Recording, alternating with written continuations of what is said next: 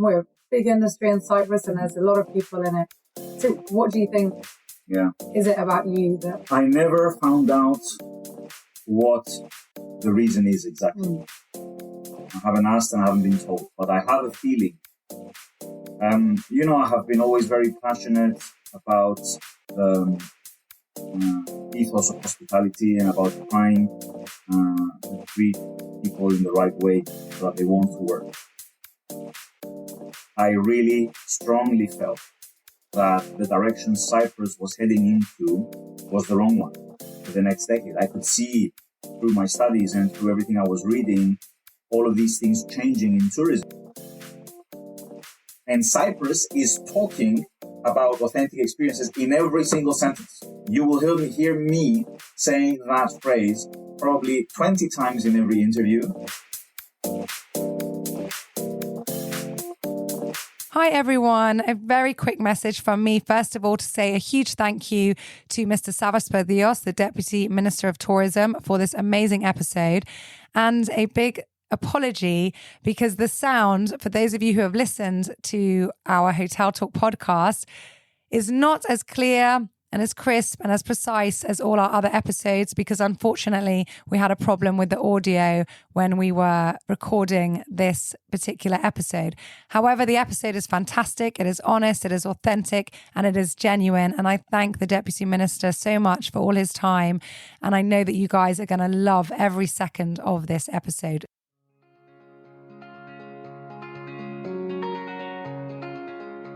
I'm Farah Shammas. Welcome to Hotel Talk. We hope you enjoy listening to this friendly conversation between people connected by real life in hotels. Welcome back to Hotel Talk, and today I'm very, very pleased to introduce Mr. Savvas Perdios, who is our Deputy Minister of Tourism and a very, very lovely guy as well, if I do say so.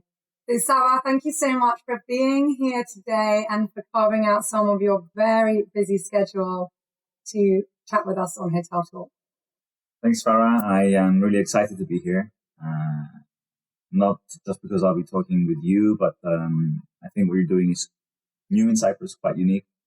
And I do feel that we need podcasts like this to promote our industry. I say our because, as you know, I come from the industry myself. So, yeah, really glad to be here and thank you for the invitation. Thank you so much. And so actually, that's perfect that you've said that, because I want you to tell us in your own words a bit about you, not just the political side now, but really like growing up, your dad was very influential in the tourism sector here in Cyprus. But yeah, let's start you growing up with your brothers, a bit about your background, what influenced you to get into this business and how you ended up doing what you're doing. Yeah. So tell us your story. I'll start from the end, okay, how I ended up doing what I'm doing now. The only reason I did it is, politics part, is because obviously, okay, the president, who I did not know before, I got a call from his office. They said, look, you've been in the industry for a long time, you're young, we've got a new Deputy Minister of Tourism, we need somebody to help set it up. Would you be interested? So obviously, I couldn't say no to that. At the same time, I felt that the country needed a new direction, which is the direction we've seen over the last 3-4 years while I've been at the ministry. And that was basically the reason, not because I ever wanted to get into politics and not because I want to remain in politics.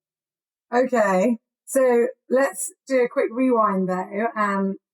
So we'll go back now in stages. So what were you doing at the time that you got that call, and why were you chosen? Because there's many people in our industry, there's many young people in our industry, and you were obviously handpicked for a reason. So what was that? Okay, I'm writing down this question. I will answer it, but because I don't want to skip your previous one, okay, let me just give the background. Great. And then we get to that. All right, let's go back to the beginning. You were born? I was born in Cyprus. Yeah, but which town? In Engomi. Okay. Even though, like many Cypriots, my family comes from the rural areas of Cyprus. We are all basically one generation away from traditional rural life, and I want people never to forget that. Okay, we live in cities now. You live in Limassol, I live in Nicosia. We feel like we're these super city people. We are one generation away from rural life. And this is very important to me, and it should be important to all of us. Cultural, not village, to forget where we come. My mom is from the village of Pedulas. My father is from Morfu. Obviously, they lost everything after the war. He, luckily for him, he had already finished his military service and was already in France studying hospitality. And actually, he was working 2 jobs while studying to send money home. So truly, I mean, my parents, they are from a very, very humble background. And everything that they have achieved, especially my father professionally, is purely down to hard work, nothing else. Okay? It's not something that was passed down to him. Truly, he started from nothing. And my father is somebody who, like many Cypriots at the time, he was walking around in the street with no shoes, having to sell, halloumi, tsamarella, skordagles in the street and street stalls. So this is something I always want to remember. Anyway, I was born in Nicosia in Engomi. Don't remember why they were in Nicosia. They told me many times, but I don't know how that. I think my mom's parents, they were living in Nicosia at the time, and my dad moved in with them. So that's why I was born in Nicosia. That's where I live. From a very young age, the age of 15, I've been working in the tourism industry. I have done since then every job you could imagine. I've worked since the age of 15 in guest service, in maintenance, in bars, in restaurants as a waiter. Later on in my career, I did front office more generally, marketing as well. Finance. Was that because you wanted to, or was that because your father wanted to show you and presumably your brothers the working world and environment, and he was in charge of several hotels, so put you guys to work, let's say? Or was it from did it come out of yourselves? I'll tell you an interesting take to that story. Actually, what really happened is the opposite of what people think. My father, he did not want to get the industry. Are your brothers also in the industry? Yes. Well, I have 2 brothers. So we're all in the industry. My brother Marios, he is Chief of Operations for Louis Hotels, which is the job I used to have just before coming to the Ministry of Tourism. And Angelos is the Chief Accountant. My father, being somebody who also did every job imaginable in the industry from a very young age, he knew the difficulty of the industry in terms of work-life balance, etc. And he was always the one to tell us, maybe you should choose something easier, which I think is what every parent is telling their kids. Personally, I don't understand it. We have a great industry. This is an amazing business to be in. And he was just protective. But, when you grow up, seeing hospitality all around you, it's very difficult to accept to do something else and be stuck, let's say, in an office here and there and not be in contact with people, etc. So from a very young age, I not only worked these jobs, but I also started learning languages. So I speak 4.5, if you put Spanish in there as well. But hopefully after my job at the ministry finishes, I will... And what are the other 2? Obviously English, Greek, French, and German. And obviously I have A-levels on that as well, so not just spoken. Going back to the jobs, I worked in finance as well, purchasing, etc. Something very interesting. Actually, I had good grades in school, and even though I wanted to get a bachelor in hospitality, my dad was saying, hey, you have good grades. I think it's a shame not to do a course also in accounting and finance. So I did that first. Okay, but that's a good base. It is, yes. Actually, it helped me a lot thereafter. Then I, from the UK, I moved to Switzerland. I got my bachelor in international hospitality management. And here's something interesting. I mean, the fact that I have been involved with tourism from such a young age, throughout my career, it has actually given me the chance to work for many international companies. I mean, I have worked for Hilton International, Conrad Hotels, Design Hotels, Kempinski, Louis Hotels, obviously, and now this. And also, it has given me the chance to move up the ladder quite quickly, age-wise. I mean, at the age of 26, I was purchasing an assistant F&B manager in Hilton in Basel. At the age of 28,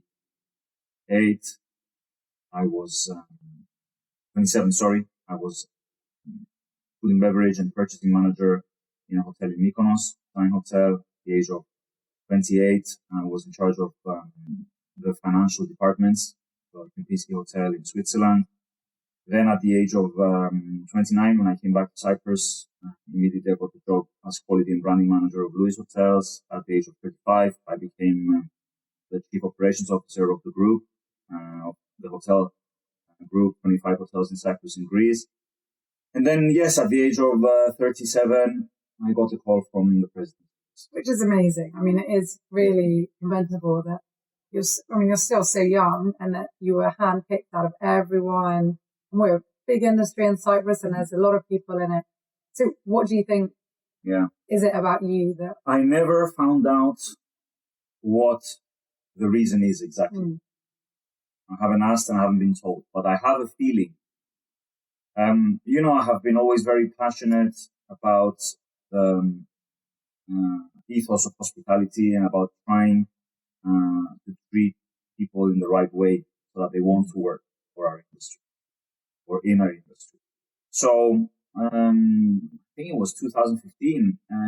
In several events in Cyprus, I started giving some presentations related to how it's very important to get the younger generation on board and how, we need to understand that now there's 3-4 different generations in the workforce, and how you behave towards a person who is 60 years old is not the same as somebody who is 20 years old. And how they want to be treated and the language they speak. Exactly, the language they speak. So I looked into this subject a lot, and I happened to do a few presentations here and there. And I think that was the cue where, maybe word came out that, hey, maybe he knows what he's doing, etc. And I think that's it, nothing else.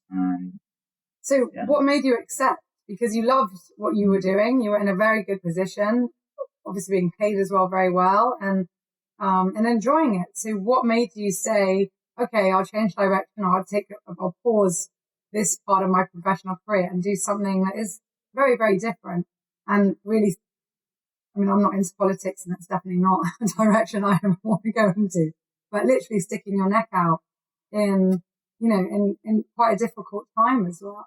Yeah. I respect a lot what you said as well, about being paid well, etc. And this is something not a lot of people know. I took a massive pay cut to do what I'm doing. It's obvious. Today. You were running a large organization in the private sector, and then you go into politics. Politics does not pay well, unless you're doing something wrong or dodgy. So, which you're too busy to be doing that anyway. Thank you. So, there's a huge. It's not about the money. It's obviously about the greater good or something else. So what was your pull to do that and to take quite a big deviation from a very successful path that you were already on? For one reason or other, I am a studious guy. So even after finishing university, I read a lot, whether that's geopolitics in general, whether it's what's happening in the world overall, especially about tourism. And, over the years, I have quite a big collection of notes with regards to where tourism is heading, what needs to change, not only in the private sector, but generally at the destination level. And trends, I guess, yes. and markets. So, when I got the call from the president's office, obviously I said, okay, I can't answer now. How much time do I have? He said, I want to know tomorrow morning. Oh my goodness. Yeah, so it was like split decision. This was like 22nd of December, 2018. Like I was starting on the 2nd of January, no time to hand over to... Well, I was going to say as well, because you have a certain obligation to your then current job to not leave them in the middle of, a crisis and hand over properly. Yeah, actually the call to me came through my then boss, Mr. Loizu. He passed the message on to me. Probably he wasn't expecting that I was going to say yes. I did because, as I said, it's difficult to say no when the president calls. Second, I really strongly felt that the direction Cyprus was heading into was the wrong one for the next decade. I could see through my studies and through everything I was reading, all of these things changing in tourism, and I could see our country just being a sun and sea destination, depending on tour operators and two markets. This is like a recipe for disaster. And actually, I'm sad to say, the pandemic and then the war in Ukraine proved that these worries that we all had, they were well founded. So I felt that it was an opportunity to start something from scratch, not in terms of my career, but in terms of, like, we had a clean slate as an industry. It was the first time that the Ministry of Tourism was created. There was a clean slate. It was an opportunity to start from scratch and build things up again in the right way. And I felt ready in two ways. First of all, I felt that the gap I was leaving behind was not huge in Louis Hotels, because we had been working on the things that the company is even currently doing for many years. Things had already been put in motion, and I felt that my successor, who they decided was going to be my brother, he's a very capable guy, a great person, and he knew what he was doing. And I knew that, the company wouldn't miss me so much. So, your younger brother? 1 year younger. Are you the middle one? I'm the oldest. The oldest. Yeah. And there's 1 year, 1 year, 1 year. No, it's 1 year. And then the youngest, Angelos, who is the chief accountant of Louis Hotels, he's 6 years younger than me. Okay. So I felt that he would do an excellent job, that my hole wouldn't be big. And so it has proved, and I'm delighted about that. And the second reason I felt ready, or the second way I felt ready, is, this background information, this background knowledge that I felt I had. It's like I felt that I already had the national tourism strategy in my hands through my own research, and that coming here, I would need to spend maybe around a year talking to all of you in the private sector, which we did, and I did personally as well, to brush it up a little bit, make sure that it would be on the right track, and then we launched. So it's not like, and this is where, coming from the industry, it was a massive advantage. I did not need 4 years to understand what this industry is. Mm-hmm. Or you weren't coming from outside, different culture. Who is who in the industry locally, who is who in the tour operator world, in the aviation world. So, and how it works. Yeah, and I was very lucky in that regard, because, a year after I started, then the pandemic hit. So, well, either you were lucky or they did their research and they knew. So, and they picked the right guy. I mean, it's been an absolute pleasure to watch. Not just you opening conferences and speaking and how you've introduced, the direction we need to go at, but seeing that implementations actually take place, which is quite unusual for Cyprus, because normally we're a lot of blah, blah, and, like Elvis, as he said, a little less action. Yeah. So, it's been really great to see so many initiatives actually take place, and initiatives that are working. Maybe not all of them are. And I'm not saying that with anything in mine in particular, but like with anything, if you try 10 things, maybe, the 6 of them are super successful and 4 don't. I mean, I see that in my job, but you don't know unless you try. And I mean, I can't even think of all of them, whether it's the village tourism, the Cyprus breakfast. Oh my goodness. You tell us. I mean, there's so many things that you've started, and maybe some you're surprised did better than others. The trails, the nature trails. I've got into walking. Yeah, I mean, it is amazing. In all honesty, Farah, it's hundreds of things, because the national tourism strategy, yes, has a vision. It has some pillars. We can talk about that later if you want. But it's not just that. I mean, every year has a dedicated action plan, and that action plan has maybe 200 things that need to get done every year. There's a follow-up system where every 4 months. And do you manage to achieve those things? Yeah, we've achieved around 95% of what I wanted to achieve. Year on year or in total? Both.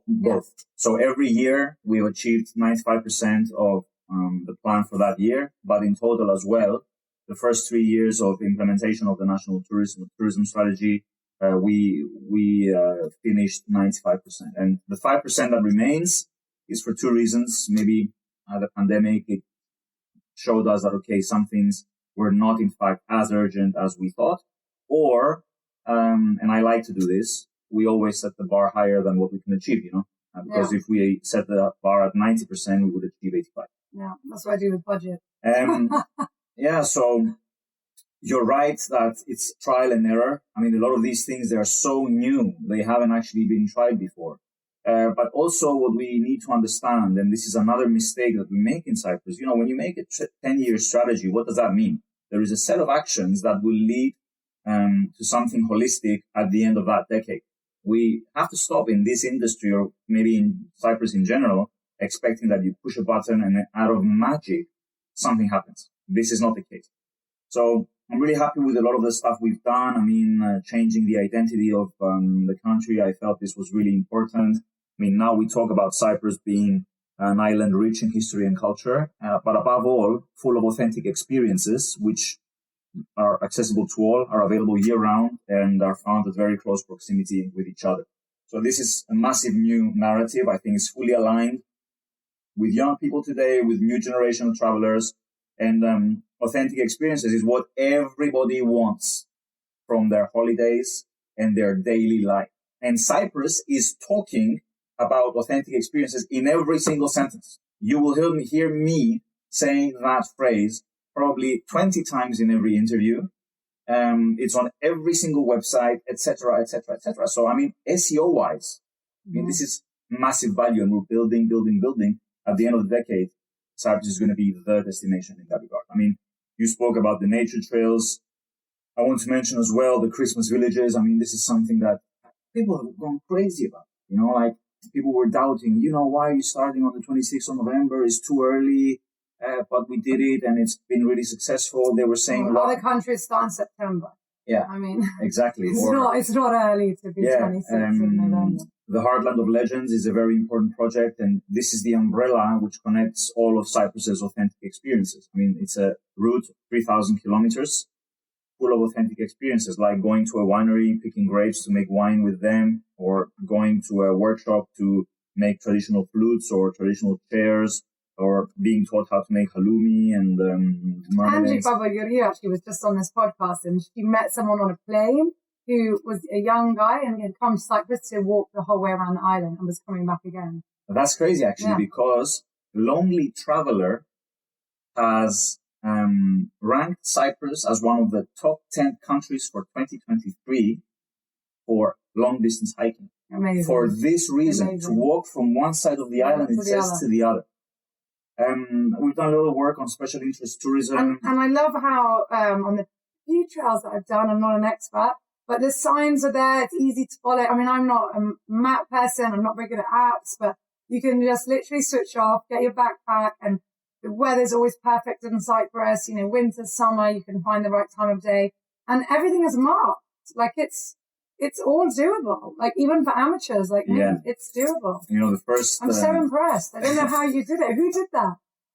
I'll tell you. There's a very real example. I mean, 3 years ago, actually, my team and I, we called the guys from the forestry department, and we said, "All right, we're going on a hike together." And we went on a hike together, and there was no signs anywhere. Yeah. And then we reached this crossroad, and I said to them, "Okay, where do we go?" And they were like, "Obviously, we go left." I said, "How do you know that we're going left?" I said, "Look, you can see footsteps."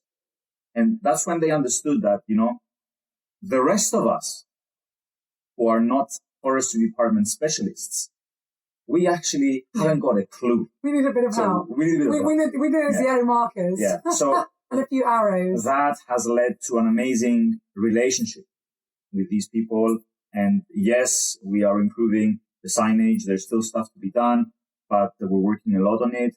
And actually, we're launching a fantastic new concept in February, announcing it officially next week. So you're actually the first to hear this. Yay. Whereby in the forest of Paphos, people will be able to spend an overnight in the forest, in forest shelters.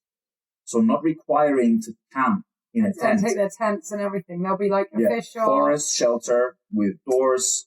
There's even a shower. Toilet. I'm there. You can heat the water, even though there's no electricity. You can heat the water with firewood. There is a fireplace to cook. Wow. And so people have to book this? Yeah, you'll be able to book it online on the website heartlandoflegends.com. And it's amazing. Oh, this is amazing. Yeah, no, it's crazy. I've done it 2-3 times. It is insane. One of the best experiences I've had in my life. And this anyone can do. And what I love about this is this is not just for backpackers. It's not for 5-star hotel. It's for everyone. Everybody loves nature. Everybody wants to see something different. The pandemic also really, I think, brought home so many people that they appreciated just outdoor life. And what was your first question? You said, does it have a toilet? And that is the key selling point as opposed to what other countries are doing. Yeah. Because in other countries, let's say the Appalachian Trail in the US, there's no toilets. There's no running water. You go there, it's a little hut which has not 4 walls, 3 walls. Okay. Whatever you find the hole, whatever, to do your things. Yeah. And they even tell you. Cringing. Yeah. And I'm not a camper, you can tell. Yeah. They tell you, hey, you know what? Don't leave any food outside because the bears are going to eat you at night. Yeah, exactly. And then when or snakes. I saw these documentaries during the pandemic, obviously we couldn't do anything. So I was doing a lot of research on YouTube. And then I got so many ideas from Netflix as well. Yeah. Like restaurants. We clicked. We said, okay, if this is what other countries have, then what we need to do, quality-wise, needs to be at a higher level. So we devised this, and you can have your shower once you finish. There is a picnic site on spot where you can cook as well. There's a fireplace in every room. It's amazing. Trust me, it is the thing to do in Cyprus, even for locals. And this is really important because I'm sure you've noticed most of the things, if not all of the things that we are doing, they are first for us locals. Because this was always a complaint in Cyprus, there's not enough things to do. So we're trying to change the narrative locally as well, doing things that locals will be able to enjoy on their free time. And obviously that in itself is for us the best marketing. And be proud of their country and share it on social media and tell people about it. And also, have holidays here. I mean, it's great to go abroad, but we don't need to go abroad 4 times a year. You can go once or twice and then holiday. Actually, just in our hotel, it's some years second biggest market, even the local market, which is amazing. Yeah. Amazing to hear. You should be very proud of that.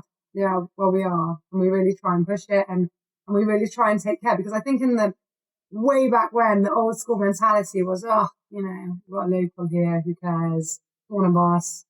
What do they need to know? But, it's so important. Let me give you a stat. On Google, the searches we get for Cyprus in terms of activities, places to stay, etc., 80% is coming from abroad. That's a big number. Okay. But what does that mean? That 20% of global searches for Cyprus and things, they are from people who live here. Yeah. That is a massive amount of interest. Yeah. I mean, there's almost 1 million people living in Cyprus who need something to do every single weekend. And happier people make happier workers, make happier shoppers, make happier everything. I mean, it's, we want positive environment. And I look at myself, okay, nothing against Nicosia, but I hate city life. I hate it. Because Nicosia is not the best one. True Limassolian now. Yeah. So, there's a lot of traffic. There's not enough nature. Yeah. There's too much noise. You need it. I would say that's something we're quite lucky in Limassol because we're so long and thin. And we're like this, caterpillar along the sea. And then so just 2 minutes up, we're in a village. And it's, you can walk. Even driving our kids to school, we go through a little village it's really nice. Yeah. Oh my goodness. So let's go to how was it having your dad as such a big, I know we've touched on that, but I want to touch on it more. Your dad was he CEO of Lewis? Yeah, still is. Still is. Very well known. I mean, that's a powerhouse. He is very well respected. How was that growing up with such an influence like that? And did you ever feel in his shadows? Did you feel more encouraged to do more and fight more and learn more? Or I've asked other people this question as well, and I also have the same, grandfather that was very well known, dad very well known, and I know how it affected me in good ways and sometimes not so good. How was it for you? Yeah, there's two sides to my answer. I mean, obviously you have the good side, which is, being able to be in the vicinity of legends like that, because my father is a legend. Okay, I'm not the one who says it; everybody else says it. And if at every place I go to, people ask, "Are you the son of Jason?" That tells me that he's a legend. Mm. So to be in the vicinity of a legend in the house, but also at work, it was a blessing in terms of work. It still is a blessing in terms of family. And I am certain that I took a lot of good practices from him, not only in terms of being productive, but also how to think, what's important in business, in our industry. Working for him and being his son has been the biggest university I could ever wish for. Was he tougher on you than maybe with others, or? Yeah, he was very tough. I'm the eldest. The expectation has always been huge from him. It was very tough growing up, and even to this day, I think all three of us, we still feel the need to always prove to everybody that, I'm here, or my brothers, they're where they are because we deserve to be. We work hard. I work 100 hours a week minimum. And that's a crazy amount. I mean, it's crazy. A week has 170 hours. Yeah, and when do you sleep? Exactly. So.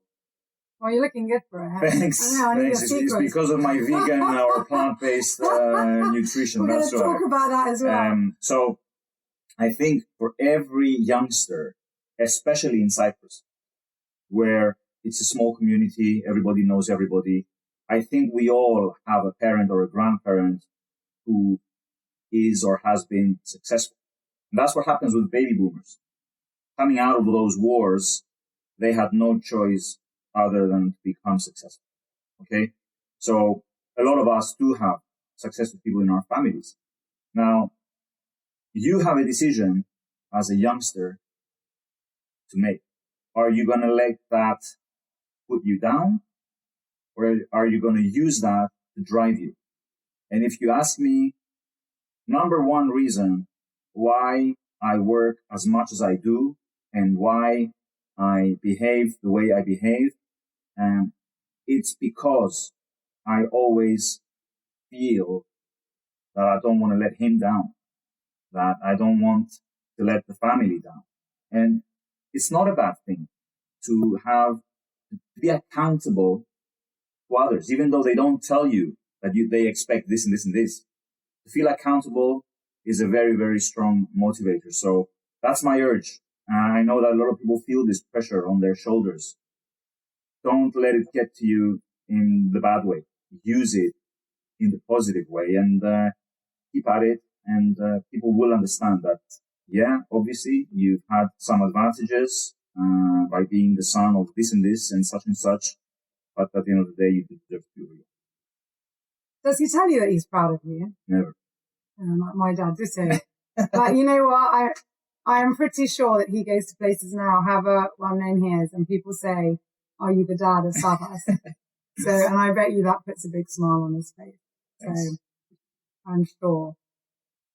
So what are your hopes for Cyprus? I mean, I know you're very vocal about it. You talk about it. We can see it, but in a nutshell, where would you like to see Cyprus end up?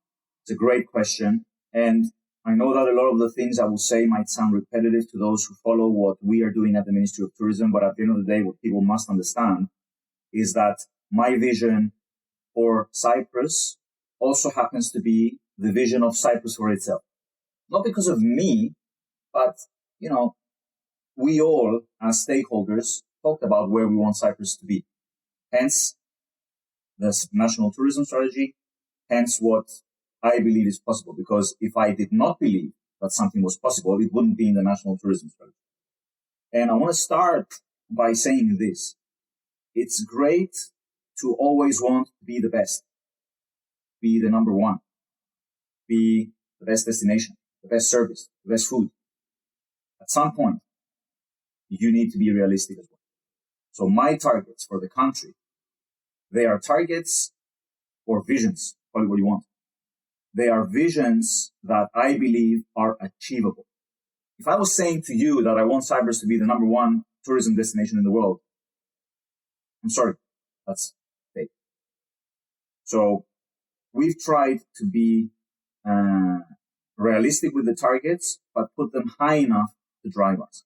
So when I say that I feel that by the year 2030, Cyprus can be on an ongoing basis in the top 30 countries in world tourism, I fully believe it.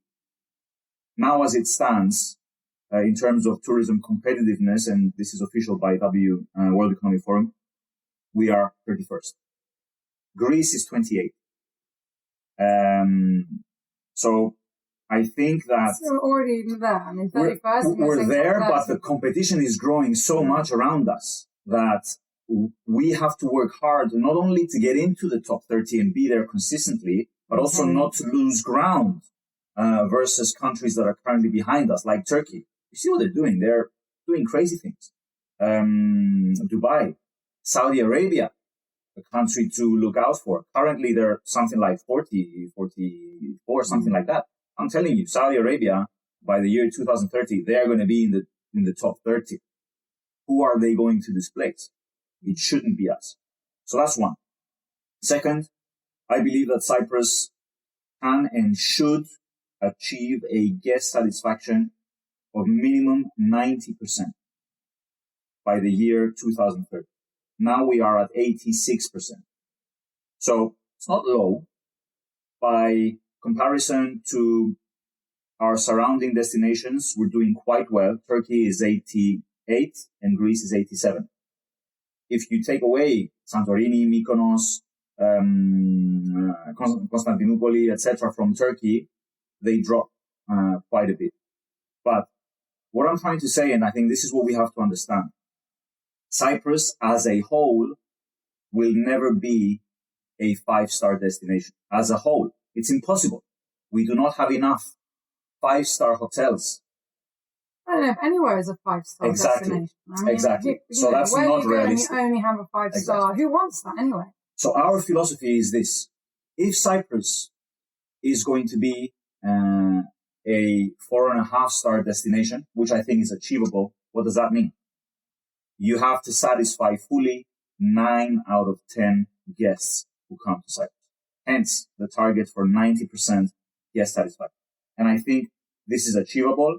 We're already at 86, but there's still stuff to be done. We've talked about many of these things, whether this is public transport, for example, or the problems you have, especially in Limassol, on the beach road. I mean, in the area of Ios Tichonas, for example, it's unacceptable. What you see there, and bricks laying here and there, cleanliness and stuff like that. I mean, these are things that we need to improve. Now, what is very important to me, and I think to all of us, is for Cyprus, through the work that's being done now, to become a year-round destination. I think it's the only way to be attracting people into the industry on an ongoing basis. Mm-hmm. Who wants to work for an industry that is not going to be able to pay them 12 months a year? Viable. Exactly. So becoming a year-round destination by 2030, I think is very important and achievable. Higher quality destination, we spoke about this. Digitally smart destination, what does this mean? Using data and digital metrics to make the right decisions at the right time. I think we're doing that pretty well, actually. A more inclusive destination towards people with mobility problems, different backgrounds, different beliefs, cultures, orientations, etc., preferences, exactly. A more climate-friendly destination. And I don't mean this only in terms of how much are we building the country. I mean, at some point, and this is one of the next things that we're going to be looking at. Okay, is it reasonable to keep building in every area of Cyprus at the pace that we are currently building? At some point, we need to think about that. But this also means promoting Cyprus more intentionally abroad as a climate-friendly destination. Let's not assume that we have nothing to say. We have a lot to say about Cyprus being a climate-friendly destination. I mean, with our mountains, and we have the cleanest waters in Europe. And yes, maybe here and there, there's stuff that we don't like to see, like the graffiti, etc. But trust me, you go to countries, I don't want to name them, and at the end of the day of walking, your nostrils are full of, So we need to be talking about these things. And finally, what is very, very important to me is that the benefits from tourism, they are spread as much as possible to the whole island. The mountains, the rural areas. We spoke about that with Haris Theoharos as well. But not just that, sorry, that you were getting into now, but the ripple effect of the tourism industry. I mean, if you start with a hotel, how many suppliers? You might have 200 suppliers. Maybe you buy a screw from one and a whole load of vegetables from another, but you're buying, and then that then goes on. Yeah. So the ripple effect is huge. Exactly. And this is an opportunity for me to ask people, and especially hoteliers who might be listening to us, that, even if you have a property by the beach, whether that's Limassol or Larnaca, do give your guests a chance to enjoy all of these things that the Ministry of Tourism is setting up in the rural and mountain areas. I mean, it's an hour drive. Absolutely. And not to be selfish and try and cocoon people in. Send them out. Tell them go and go explore the island. Because it's a cycle. If we really want more individual travelers, which will then urge airlines to add Cyprus on a year-round basis so that we don't only depend on tour operators, we have to give these customers, these guests, the chance to see other parts of Cyprus and create more generic demand. Okay? If the only thing somebody is seeing when they come to Cyprus is hotel facilities and the beach right in front, I'm sorry.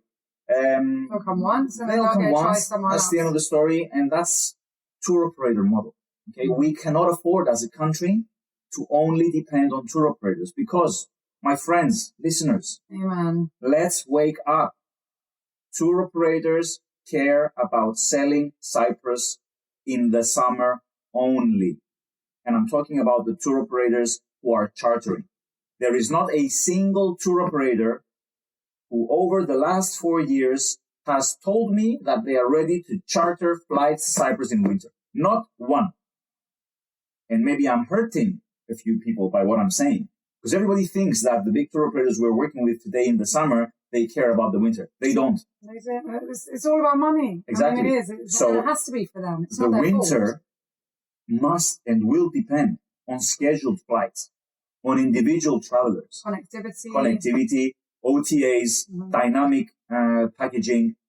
So there are sacrifices to be made by all of us in order to reach that level. And we need that to go throughout the year, not just in winter. It has to be there in summer to continue into winter. How are you going to create demand for the winter if people don't see what you have available while they're here in the summer already? Absolutely. And then say, but I need to come back because I want to experience Paphos. Yeah. Or I didn't go on that hike on the other side of the island that I wanted to do. And they'll keep coming back. That's what I just wrote it down. It's not just to be the best. And personally, I don't believe in being the best in anything, because whatever you do in life, there's always going to be someone better than you. On anything you ever do individualistically or as a company or as a country. But to do your best, that's the main thing, and to keep doing our best. And I think the key to that is education. People listening to your words now, to this podcast, to anything, to speeches, reading books, and keep on trying to be better. How do you think we're going to achieve a lot of this? Well, a lot of this is already, what's the word? I'm looking for the phrase in English. In place? Not in place. In Greek, the word is prochodromimeno. So we're on the road already. We're on the road already. So the national tourism strategy is not just a theoretical document, as I said before. A lot of the actions necessary to get us to 2030, they have already begun. A lot of them have already begun 3 years ago, some 2 years ago, some last year, some this year. So these things, we're on the way to getting there. The important thing is for the ministry, whoever the next minister is, to continue with the same focus, the same diligence to implement at the same pace what has already been done, what is already on paper, and for us as stakeholders to keep supporting the Ministry of Tourism. Because, and this is not a complaint, absolute support for the Ministry of Tourism was not a given from day one. Now things are much better. I think coming out of the pandemic and also the war in Ukraine, people have started seeing that we are serious at the Ministry of Tourism and that we know what we're doing. So I feel a much greater support for the work and for the National Tourism Strategy now compared to 2020. When it started. Yeah. I mean, 2020, it was a horrible year. Not just because of the pandemic, but for the ministry and me personally as well, because we had the weight of the world on our shoulders. It's as if it was our fault that the pandemic happened. And I understand that. I get it. We never reacted to that. We just put our head down and worked and worked and worked. And now finally, we've managed to show people that from difficulties, you can have opportunities. And what Cyprus has achieved in 2022 is probably one of the biggest achievements I've ever seen this country achieve, probably second only to what we achieved after the war in 1970. We achieved 90% of revenues compared to 2019. 90%. I know that not all hotels can say the same, but as a country, we achieved 90% of revenues compared to the year which was an all-time record, and in a year where we had zero arrivals from Russia and the Ukraine. And we did this through our work on product, special interest, flights, good marketing. And we see now that the EU is waking up to Cyprus. And thankfully, our absence over the last 20 years has been so big in the EU that now Cyprus is like a new destination. New destination, rediscovered. Yeah. Well, yeah, not even rediscovered, just new. Yeah, I personally think that what you guys have done is amazing. I think what you've done is really admirable. I'm very grateful for everything that you've done. And to be honest, that the government did, and I said that to someone yesterday, I feel as an industry, we were supported so wholeheartedly during the pandemic, during crazy times. It was like watching a bad sci-fi movie and then living it. That's how I felt. Like it was something that 2 years before the pandemic, if we heard like, oh, they're making a movie that's going to have this, we'd go, oh, ridiculous. No one's going to believe that. You can't even suspend your disbelief so far to watch it. And then we lived it, and it was insane. And I can imagine that you came under a lot of fire. I don't follow the news daily because I just find it too depressing. I'd rather educate myself on more positive things and ways to move forward. But I hope that you did feel supported at least by some people. I did it. Do I take it that you're not intending on staying in politics from your words? Or look, overall, as I said, politics was never a dream for me. You will never see me as a minister of another ministry. Never. And this is never going to happen. Whether or not I will be at the Ministry of Tourism in March doesn't depend on me, to be honest. In all honesty, everything I wanted to achieve for our country in these 4 years, I feel that we have achieved it. I never came here with the intention to stay for 2 terms. Since day one, I said to myself, okay, what can we and should we achieve in 1 term? Mm-hmm. What's doable? What's doable in 1 term? Whether that leads to a 2nd term, yeah, whatever. It's not something I lose sleep over. And also, Farah, I looked this up actually. on average, every politician is in term, not only in Cyprus, but globally too, for 2 years. So I've been here for 4 years, 2 months. So that's already beaten the stats. Already beaten the stats. So I'm not losing sleep over whether I'm going to be the next Minister of Tourism. What is important to me is that the key decisions for the continuity of what we have been doing are in place. They have been taken. My urge for all of us, now that we know where the country is headed, what the Ministry of Tourism has been doing, keep supporting and being strict towards the next government and the next Minister of Tourism to keep following this path. Because, frankly, I don't want to see anybody take back the work that we've done. Not because I was part of the work, but I genuinely feel that we've done good work, like you said. Okay, the fact that Cyprus no longer depends on the Russian market, for example, and I say that truly with a broken heart for those hoteliers who have lost a lot of money because of the Russian market. Okay, but the fact that we do not anymore depend on that market, let's not allow ourselves in the future to go back to depending once again on that market or any other market and any company. We've been doing the same for years, decades. It's so depressing. If you look at like our history books, I mean, it's one company collapsed, everybody went, whether it's bankrupt or we lost so much money and then we did it again, and we've allowed these giants to come and take over, and we do it again and again and again for short term. Nobody sees the long term, and I also really hope I couldn't agree more. Right, now onto my favorite subject. Let's talk about veganism. Yeah. Are you vegetarian or vegan now? Because I know originally you're a vegetarian, but now everyone's saying vegan, so. Yeah, okay. I'm actually neither. Okay.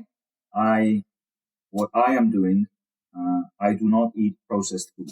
Okay. There are a lot of vegans who might eat margarine or processed non-meats, processed non-cheese or whatever they call these products, or croissants, which, they're vegan. I mean, these things are still processed. I am not going to have. Well, the normal croissant is still processed as well. It is, yeah. I'll be like, yeah. Obviously. So what I mean is, sugar is processed. Yeah. Margarine is processed. See, gluten is processed. So whole food, plant-based diet. Yes. Okay. With the exception. Yeah.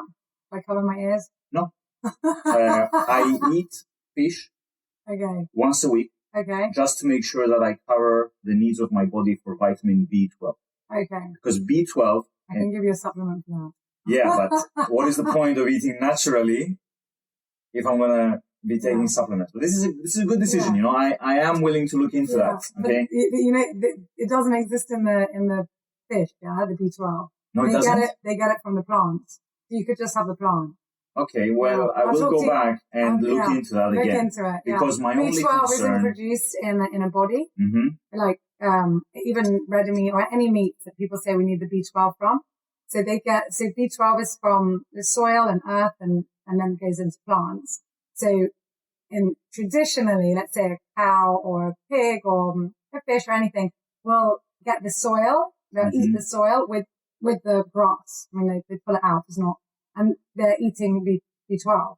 So the B12 then stays in their body. Mm-hmm. And in old times, we didn't sanitize our vegetables. We didn't wash them properly. Mm-hmm. We didn't have a carrot or a potato in it. We still have a little bit of soil on it. Obviously, in an organic environment, we didn't have pesticides. So when we boiled that, there would still be a bit of that soil. So we were getting B12 naturally. Right. Whereas now we sanitize everything. It's all washed, it's all peeled. And then the animals are also eating, not really grass, or even if they do, it's not. They're also eating processed food. Yeah. And so what they do is they inject B12 into all the animals, or they feed it to the animals. And then when we eat those animals, we get the B12.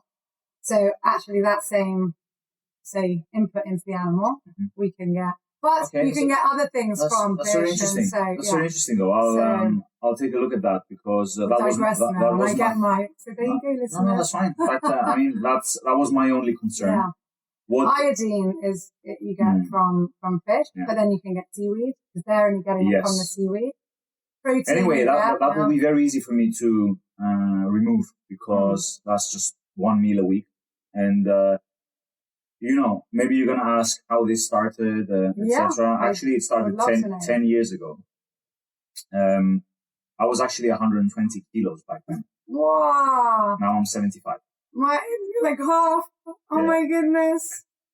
So we've got Christos in the room who's also adopting a healthier lifestyle and he's lost 30 kilos recently. Amazing. So at that time, our family, we lost 3 or 4 family members at a young age, whether from heart problems or stroke and things like this. And I said, come on.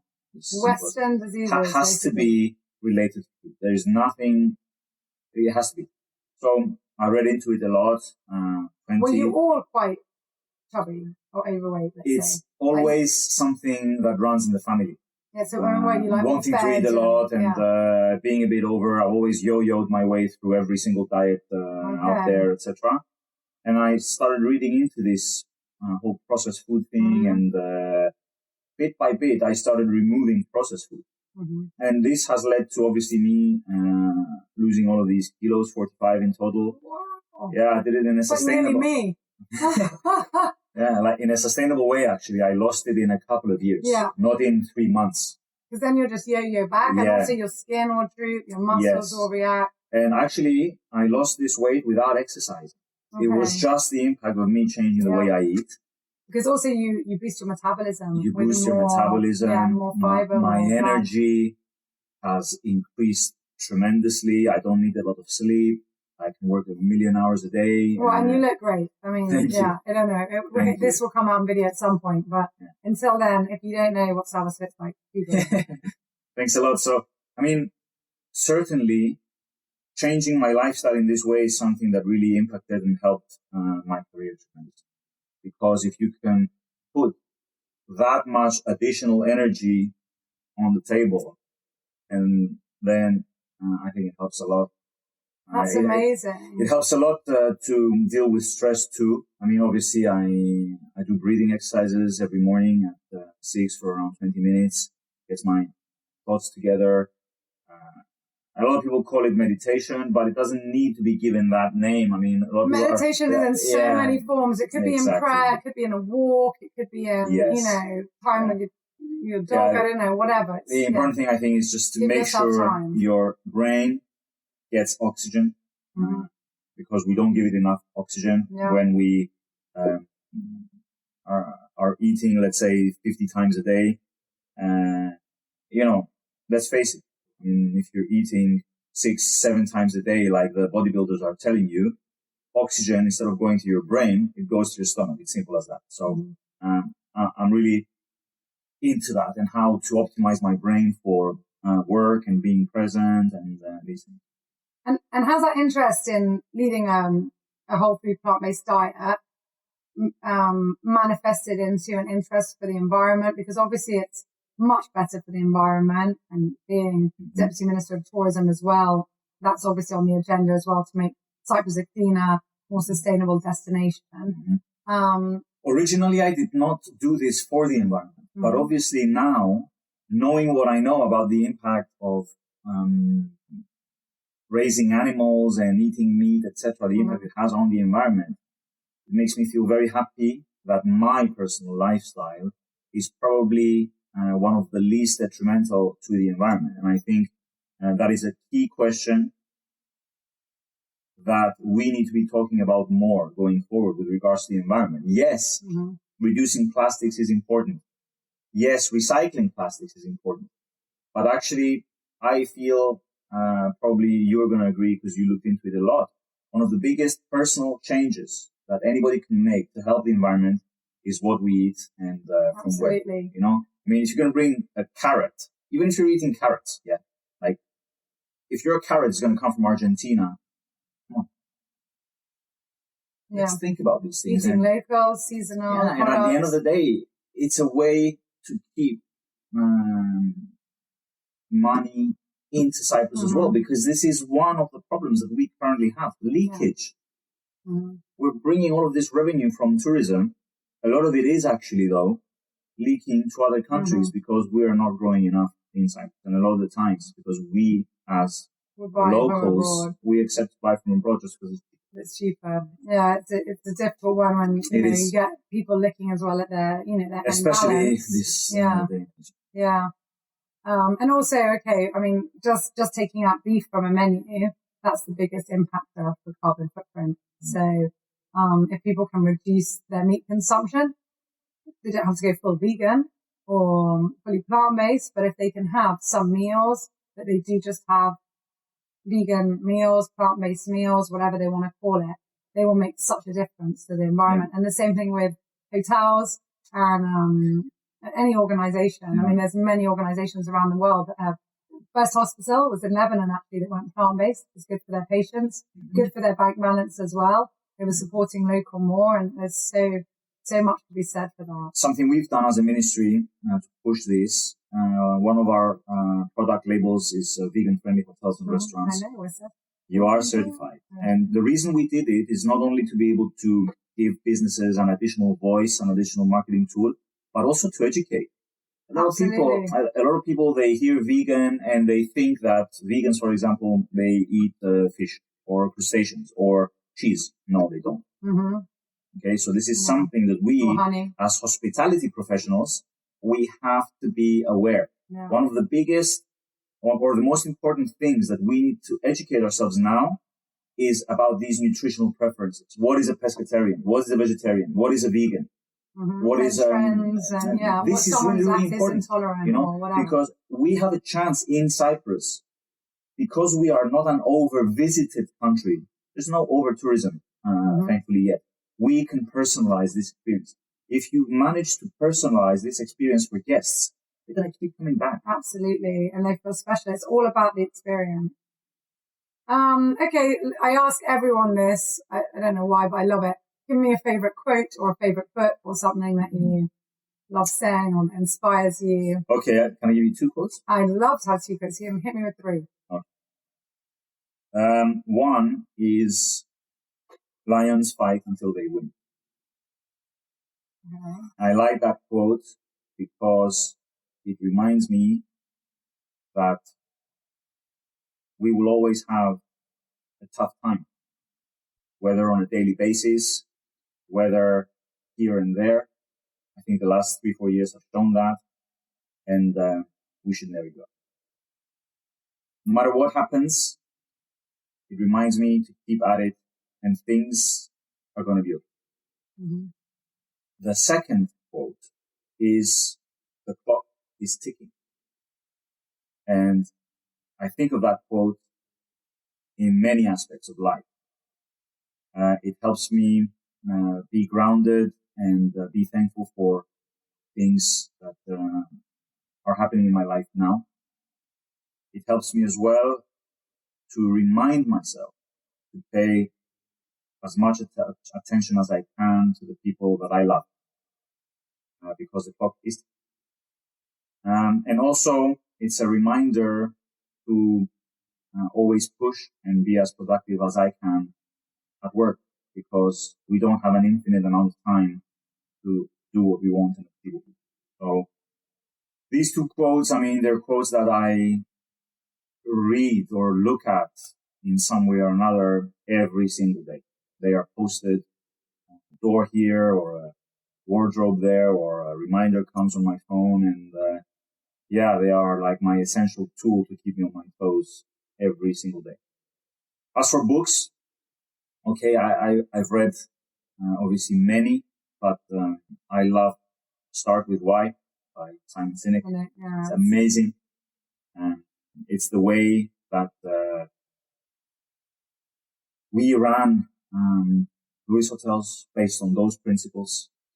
It's the best thing we did at the ministry when I got there, to decide, why are we here? The purpose, our values. And I think it is the number one tool that any business leader or business owner should use to get everybody on board and in the same direction. and understanding the culture and the reasons behind a business. Totally. I love the books by David Goggins. He's a bit out there, a bit aggressive in terms of always doing your best to be your best, not the best, your best, what you said before. But strong motivator. Obviously, by David Hanneman, is that his name? Or no, Dr. Furman, Eat to Live. Okay, a great book. Yeah. It talks about. He's also on Instagram, I think. He's got a nice Insta account. And he's basically saying that the more whole food you eat, the more satiated you will feel. So the less hungry you will be. Basically, that's the message. Yeah. And then you can keep eating. And I think a lot of people that go to plant-based food, they get shocked, they eat more, but that's okay. Yeah. Because you I eat so much food. Yeah. Like, but your body kilos per day. Yeah. Kilos of food per day. Other books. Have you read How Not to Die by Michael Greger? Not yet. I have to read it. It's amazing. It's like my Bible. I will for help. Look into that. The Trainer of Michael Jordan. What's his name? Oh, yes. Tim Grover. Tim Grover. He's got a couple of books, and they are also very, very interesting. That's about discipline, I think. That's also about discipline, and again, not about competing to be the best, but about yourself. It's very easy to allow others or other things to take away your focus. And at the end of the day, you need to specialize in doing a few things very, very well. Whether that's, it might be your career, they might be family, it might be your health, but you cannot at the same time do 20 different... Can't be everything to everyone. Yes, something's going to go amiss. So, overall, off the top of my head, these are... those are your faves. I love it. Are you very forgiving to yourself, or do you put a lot of pressure on yourself? No, I'm not actually. It's one of the things that I must change. I cannot and I should not continue being so hard on myself because, everybody deserves a bit of self-encouragement or being able to enjoy a moment here and there. I'm not good at all at doing that. And it's something that I have to definitely do because at some point I am worried that it's going to impact my health.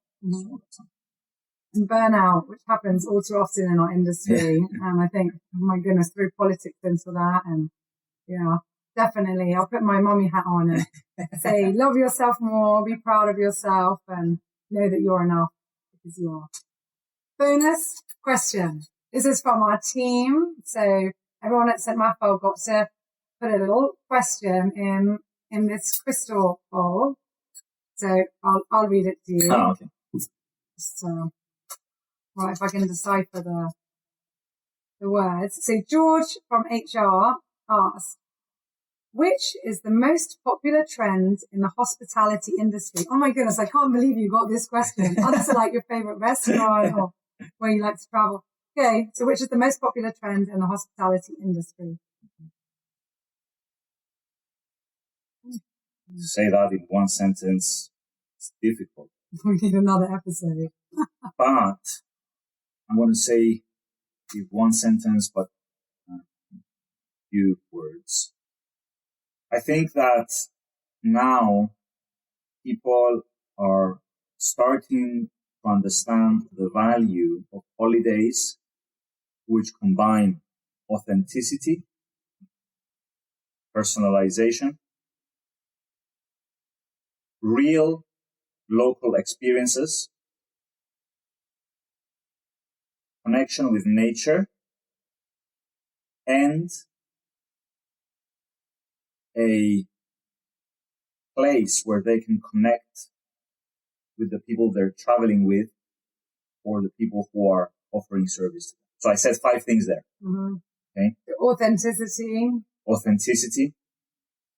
in the hospitality, in the welcome, real experiences. Which again is authentic experiences. Yeah. Nature. Okay. A place which is really giving them the chance to connect And there's another thing I said, I don't remember. But rewind that, and I think that's the way it is. And what does that mean? To make it more easy? To connect with the people that they're offering the experiences and connect with the people that they're with. So to make it maybe easier, I'll tell you what is not in fashion or what is not going to be in fashion over the next 10, 20 years. Yeah. We will not see any more massive hotels being built as in the past, where you 500, 1,000 bedrooms. Yeah, where people are just a number passing by, and even those hotels. Lines. Even those hotels that today are currently having a big number of rooms, they are slowly finding ways to repurpose some of those facilities, maybe adding a medical component to their hotels, or making it a mixed-use development. So having maybe also flats for sale that they're servicing. Like us now, we've got a tower, lots of residents. And actually with the mixed-use development scheme that the ministry initiated last year, existing hotels, block hotels, they can say, you know what, I have 5 floors, I can take the top 2 and sell them as flats. So I think this is going to be a big trend going forward. Health and wellness is a segment that I see a lot of hotels getting into. I think it's a great way to repurpose facilities, and health and wellness is not only about spa and all these things. There's a huge... It could be medical tourism, it could be recovery. Yeah. I think the days of in and out, people just flying to a destination and getting some sun, getting some food, getting some drink, they're not yet over, but in 20 years, people are going to be thinking and looking at that model and saying, my God, how could you have been holidaying like that? I mean, in my life, actually, I'm 41. I have never had a holiday like that. So if I have never had a holiday like that, imagine the 20-year-old today. I mean, so it's all about experiences. And I think that's the key word of the moment. It's about an experience, an authentic experience. Nobody wants to go to a village square and have a few tables thrown together and be told this is a mezze. No, they really want to genuinely, and then be served by foreigners. They want to go and really experience a village life and walk around and buy things that were made by someone who lives there, and hear a story from someone who's having a coffee and tell them about authentic experiences. Exactly. And let's be careful not to throw that word experiences lightly around, because it's been around for 10 years or so. Let's think about exactly what that means and make sure that when we're telling our guest, that we are offering authentic experiences, that we are truthful about. And it's okay if by offering these authentic experiences, it's okay if they're not actually in the hotel. It's okay if we take somebody by the hand and take them somewhere outside. To Tifana, wherever, to go on a hike, to go up to the mountains. We want them to see our island and love it. Exactly. And I think that's something that maybe here in Cyprus we're a bit guilty of, is people are so afraid of competition. And they're so afraid of different and unique. And then when something does work, everybody copies it because they think, oh, well, that worked. They don't try and say, well, that worked. Let me try and do something like it, but different. Right. And I think that's maybe a mindset that we have to break as a whole. And I'll give you a stat. Only 15% of travelers worldwide travel exclusively for a beach holiday. 15%. 1-5. Yeah. And in Cyprus, we've made it seem as if 80% of the universe wants to go on an exclusively beach holiday. Yeah. Let's think about that percentage, 15%. What does it mean? There's 85% of the world interested in something else. They might like the beach, something additional. But yes, exactly. Okay. So there is a lot of scope to do something a little bit different than our neighbor. I'm just saying this to reinforce your message that yes, there is so much out there, and I'm excited about the possibilities that tourism is bringing and also about. There's enough for everyone. Like, I don't know, that's always been my philosophy, and I've been there working for over 20 years. I've always, when we used to travel to exhibitions, when exhibitions was like the thing, even the public ones, and I'd meet people and they'd tell me what type of holiday they're looking for, I would very often say, oh, well, I'm not for you. Let me introduce you to. And everybody thought I was crazy. I was a young 20-something-year-old, but I was like, no, guys, I don't want someone in our hotel who doesn't want to be there or who's looking for something else. They're just going to be miserable. We're going to be miserable. Yeah. Better for them to come to Cyprus, but go to X, Y, or Z, and then I'll get someone else. But the majority will try and twist it and be like, we can suit everyone. And then we go back to trying to be everything for everyone and actually being nothing for anyone. Absolutely. So thank you so much. I really, really appreciate your time. Thank you so much. I talk a lot when I start talking about tourism. I apologize. But you love it. And that's what's so nice, is that it's not put on. It's not fake. It's not something you don't know. It's a passion for you. And that's why you read so much about it. That's why you took this position, or you were headhunted for this position. And then you were so good for it because you already had the background, because you had already learned so much. And it's my whole life. It's your whole life, yeah. And I wish you the best, whether you stay in this position, and I hope that you do for a bit more. And whatever you do afterwards, I know that you'll succeed at whatever you do, because you've got the drive and you're definitely that lion that will fight to the end. Are you a Leo sign? Yes. I knew it. Anybody who loves lions. My son is called Leon, so Okay. just a little lion. All the best, Savvas. Thank you so much. Thank you, Farah. I appreciate your time.